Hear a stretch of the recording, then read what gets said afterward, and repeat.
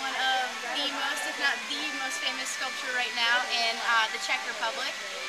So it was commissioned by the EU because there is a Czech president for the EU at the moment, and so they asked the famous Czech artist David Cerny to build this sculpture, and they thought that it was going to be represented by 27 artists from all the different EU states. But actually, David Cerny just decided to do the entire thing himself, and as a result, we got this extremely controversial sculpture depicting all of the different countries of the EU as their stereotypes, or making fun of different aspects of their culture or history or things like that.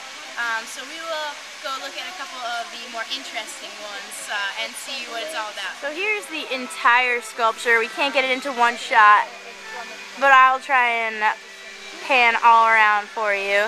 Obviously it's pretty big. It's taking up about the entire side of a building, and they have it outside. So in the center you can see two very notable countries, or not. First you see the Dracula style theme park of Romania with flashing lights and a giant Dracula and giant teeth. And then right above that you actually see the Czech Republic with an LED display, and it's actually flashing controversial quotations by the President Václav Klaus. To the top left you actually see Germany as a series of interlocking autobahns, or highways as we would call them. Some people say that they are in a swastika style formation, others disagree, but either way, you can see that the Autobahn style of all the cars going through and into each other is kind of funny. Right next to Germany, we see a little tiny country called Belgium, which has been depicted solely as a half-eaten box of chocolates. Kind of sad. And right above that, we see the Netherlands, which seems to be a flooded city with only the minarets still visible. And it actually emits some sort of song, which we hear every so often.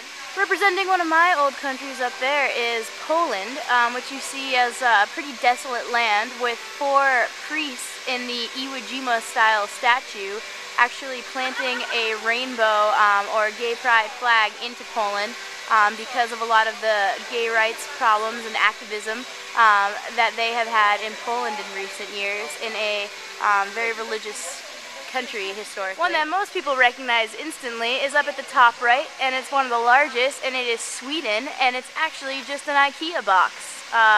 No one can really disagree with that. Up at the top you can see France, which is actually draped in a banner that says strike. Right now it's flipped over, but that's what it usually says. Right here you see Denmark, which is entirely built out of Legos.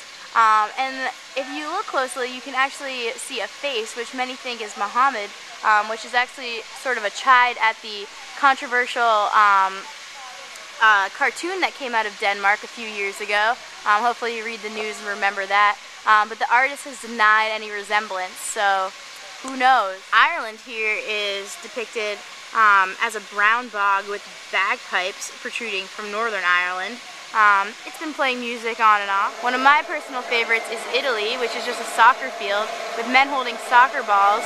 And actually, every so often, it seems that they begin to, not to be crude, but to masturbate with their soccer balls. So, I've been to Italy, haven't seen that firsthand, but who knows.